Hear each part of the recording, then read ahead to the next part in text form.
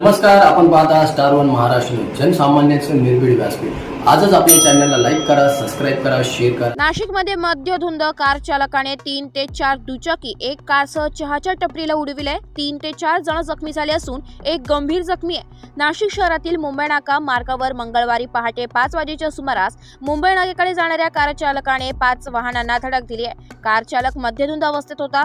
दिनांक 7 जानेवारी रोजी पहाटे हा अपघात घडला होता। घटनास्थळी मुंबई नाका पोलीस दाखल झाले होते, मात्र 2 दिवस मुंबई नाका पोलीस ठाण्यात अपघाताची कोणतीही नोंद नव्हती। या प्रकरणी सोशल मीडियात व्हिडिओ व्हायरल झाल्यानंतर 2 दिवसानंतर मुंबई नाका पोलीस ठाण्यात गुन्हा दाखल करण्यात आलाय।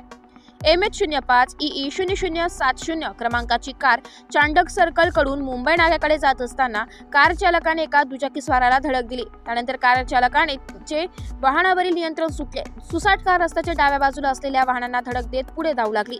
रस्त्याच्या बाजूला बसलेल्या चहा टपरीवाल्या व्यावसायिकांच्या अखेर हातागाडीवर कार धडकल्यानंतर ती थांबली। काही मिनिटे येथे अक्षरशः अंगावर काटा आणणारे दृश्य निर्माण झाले होते।